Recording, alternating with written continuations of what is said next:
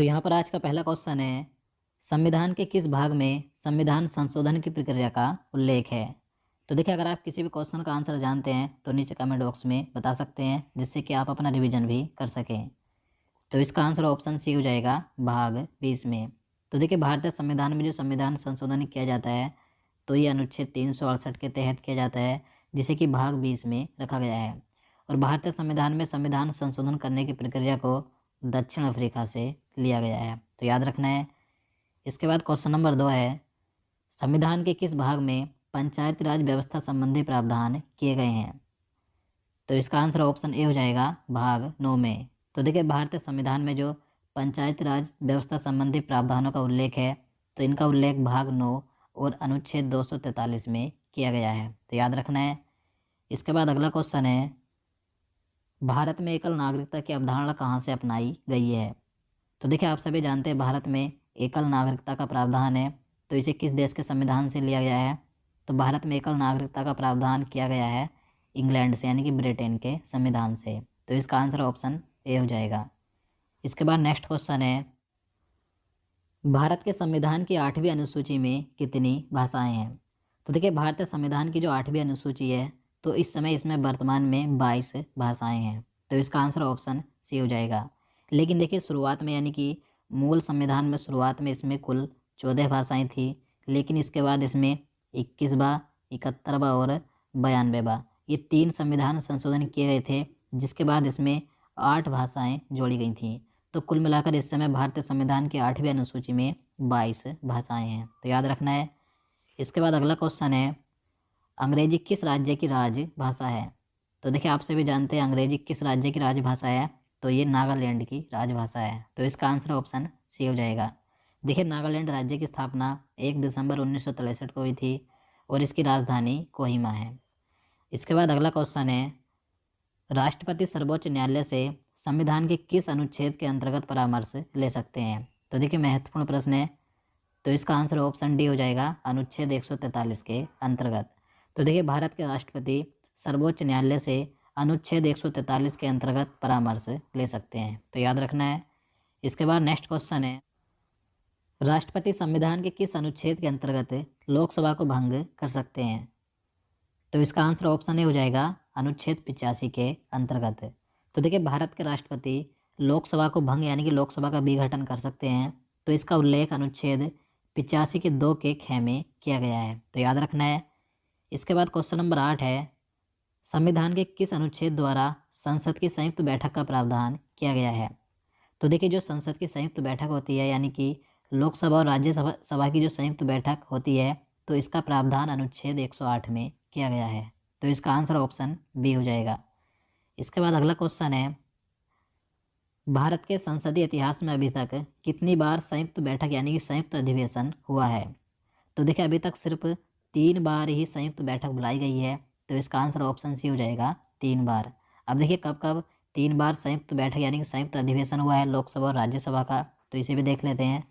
तो देखिए, सबसे पहले संयुक्त बैठक 1961 में बुलाई गई थी दहेज प्रतिबंध विधेयक के लिए। इसके बाद 1978 में बैंकिंग सेवा आयोग विधेयक के लिए।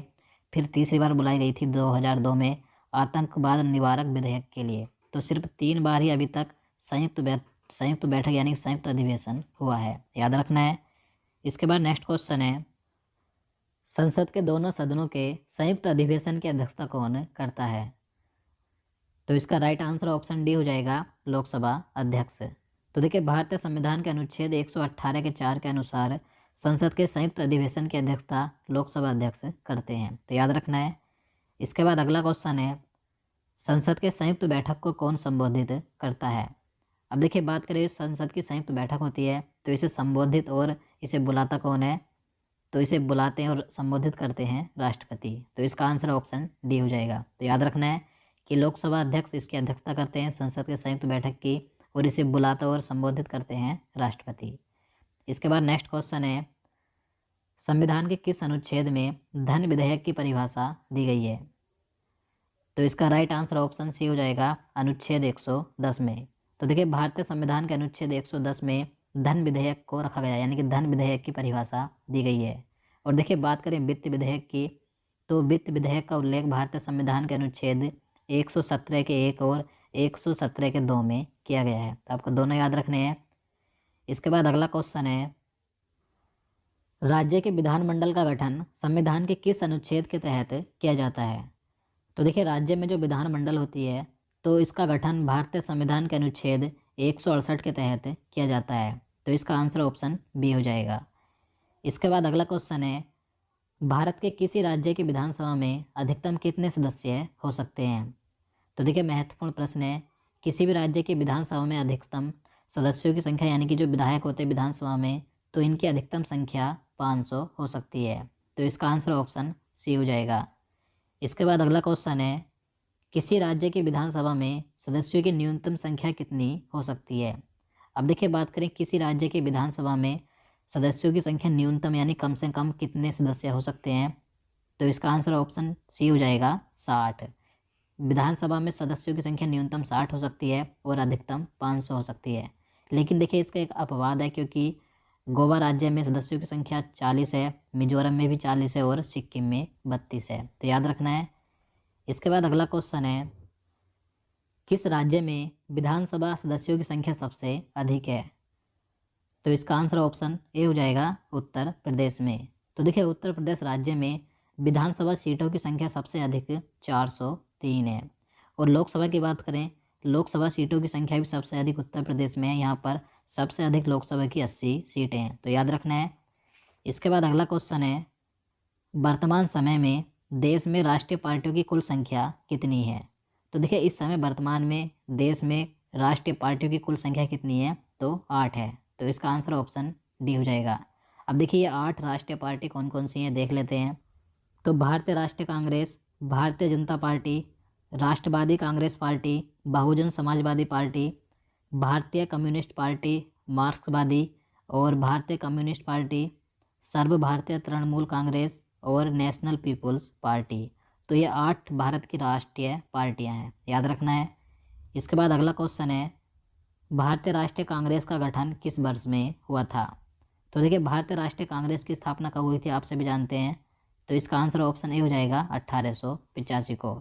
भारतीय राष्ट्रीय कांग्रेस की स्थापना 28 दिसंबर 1885 को हुई थी और इसके संस्थापक थे A.O. ह्यूम और भारतीय राष्ट्रीय कांग्रेस के प्रथम अध्यक्ष थे व्योमेश चंद्र बनर्जी। तो याद रखना है।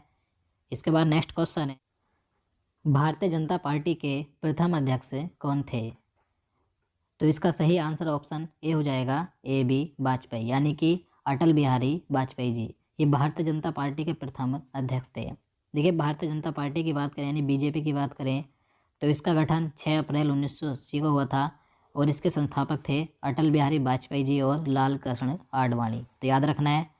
इसके बाद अगला क्वेश्चन है, भारतीय संविधान में राज्य के नीति निर्देशक तत्व कहाँ से लिए गए हैं?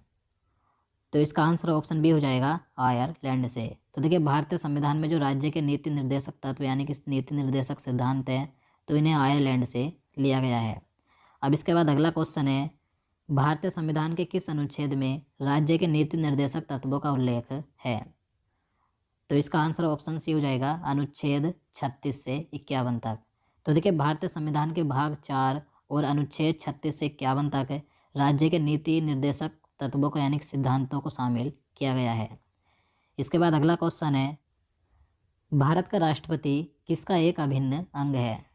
तो देखिए, भारत का जो राष्ट्रपति होता है तो ये संसद का एक अभिन्न अंग माना जाता है। तो इसका आंसर ऑप्शन ए हो जाएगा।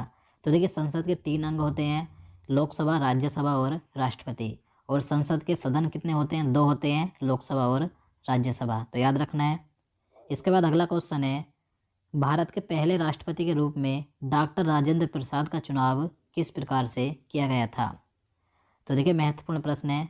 तो इसका आंसर ऑप्शन सी हो जाएगा, संविधान सभा के द्वारा।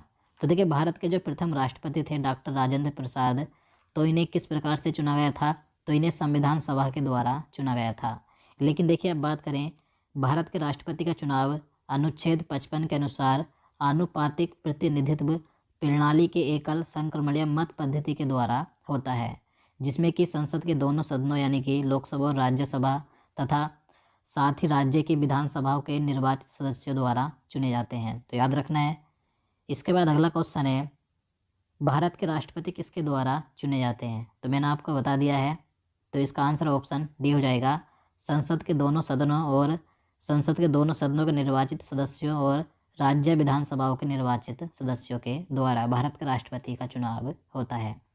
इसके बाद अगला क्वेश्चन है, किस संसदीय समिति को प्राक्कलन समिति की जुड़वा बहन कहा जाता है?